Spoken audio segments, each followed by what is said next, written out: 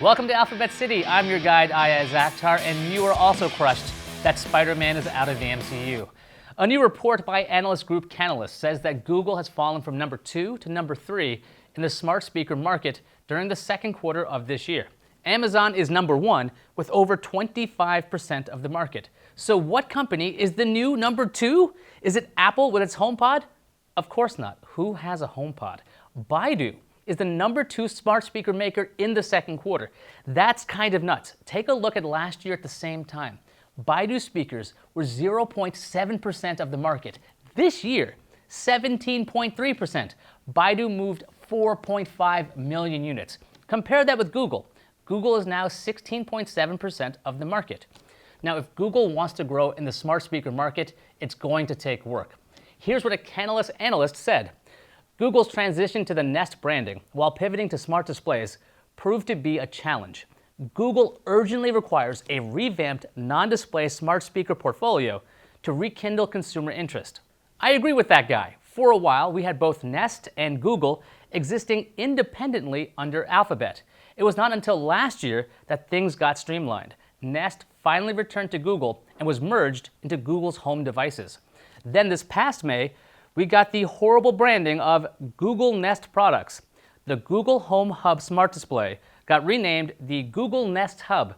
Meanwhile, the regular smart speakers are called Google Home and Google Home Mini. For a company that understands how people search for stuff, this is almost a disaster and leads to confusion in the market. If I'm a consumer and I want a Google Assistant product, which one do I get?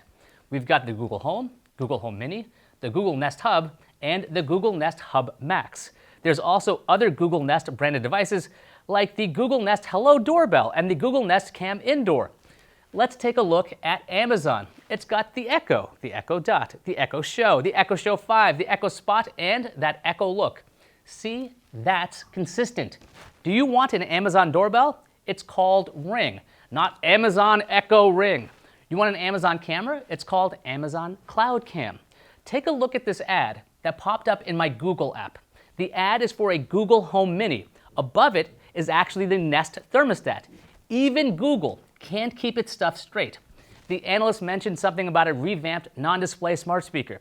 That brings us to the rumored Nest Mini. 9 to 5 Google says Google is working on a new version of the Google Home Mini, which would be named Nest Mini.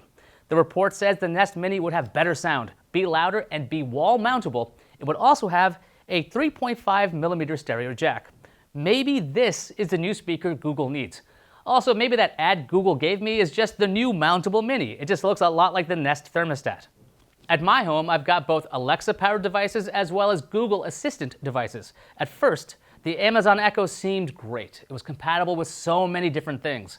If there were deficiencies, I could work around them using IFT.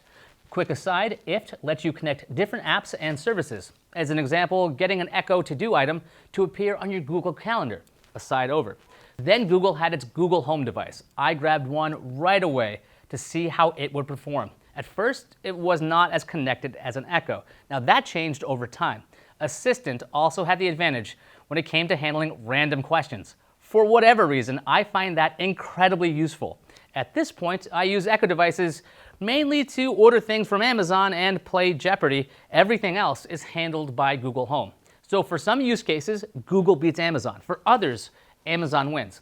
Now, what about China, where Baidu is king? Google services are not readily available there. As we've discussed on this show in the past, Google was looking for a way to get back to China with the Dragonfly project. Long story short, back in 2018, it was reported that Google was working on a censored search engine for China. There would be an app that would be tied to the user's phone number. The reports led to the US government questioning Google about Dragonfly.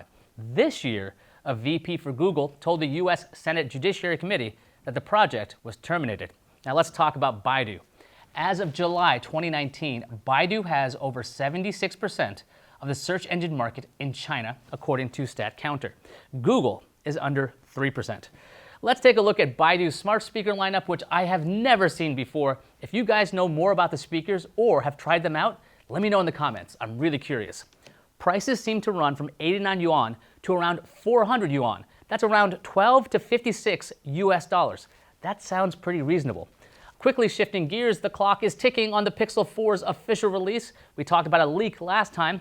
Enmity says, in terms of radar, or whatever Google ends up calling it, I think it will be far more useful in their smartwatch rather than in their smartphones. However, that face unlock is looking far more interesting, and I personally hope the chin is as small as it is on the iPhone XS. This could end up being a massive improvement to the not-so-attractive Pixel 3 XL design last year. I agree about radar on a smartwatch. I think we'll see Soli in a lot more devices in the future, maybe even in a smart speaker. Thanks to everyone for writing in. If you've enjoyed your stay in Alphabet City, please like and subscribe. I'm Ayaz Akhtar, and I'll see you online.